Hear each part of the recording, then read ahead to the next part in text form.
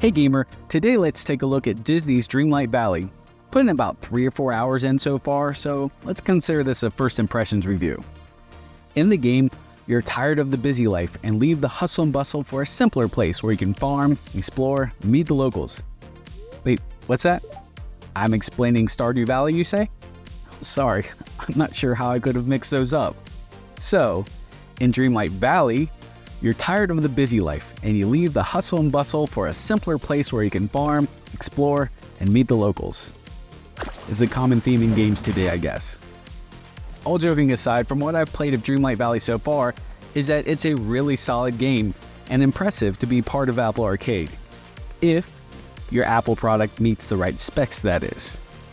I was able to play this on my iPhone 13 Max, but I could not play on my iPad Pro 2nd Gen or my Apple TV that is only one generation behind. I'm not sure of what side of the fence I'm on here, but on one hand, you get a full game experience like this if they cater to the most powerful devices and everyone gets left behind, or they dumb the game down so much that it can play on older devices, but it's a shadow of the original game. Where do you stand? Anyway, in Dreamlight Valley, you create your avatar and are introduced to the world that has been overrun by night thorns and the forgetting. And you seem to be the only one that can help save the world, so big responsibility, right?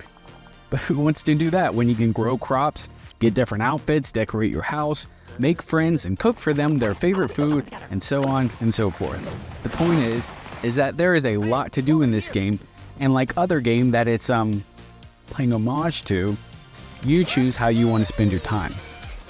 The main area of the valley is shaped as sort of a home base where you learn the ropes of what you can do by finding the royal tools and unlocking memories.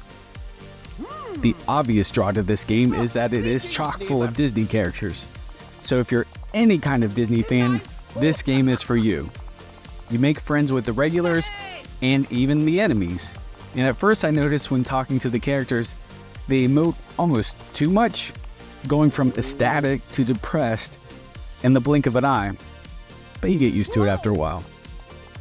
One of your main objectives is to visit the characters in their home world, help them remember and bring them back to the valley. The home worlds that I've visited so far are a bit on the smaller side, but what they lack in size, they more than make up for in quantity. There are so many home worlds to visit. Plus, you can expand areas that are connected to the valley. But you'll never pay attention to the main story because there are so many side quests to keep you busy. You have your backpack, which is your inventory system, and the main menu is where you track your Starlight tasks, quests, and maps. At first, I was a little overwhelmed by all of that, like I would pick an item up and have no idea where it went. They throw a lot of systems at you right away, but after playing a bit, it starts to become second nature. Let's look at controls.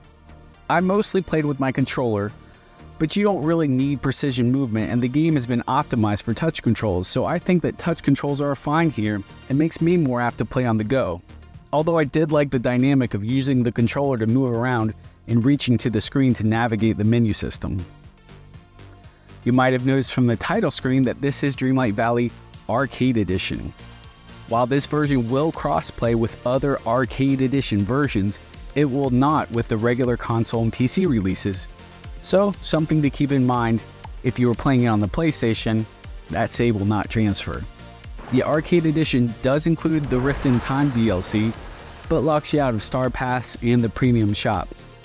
Other than that, it's the full game. So let's get to my rating. I'm giving Dreamlight Valley a 4.5 out of 5. While it may not be original, it is definitely well executed, and I'm glad to see games like this make it to Apple Arcade, even if it's shutting out older devices. If you're looking for other games like this on Apple Arcade, check out the obvious choice, Stardew Valley Plus or Game Dev Story Plus. And that'll do it for today. Be sure to like and subscribe for more Apple Arcade game reviews coming soon and top 5 lists. See you soon.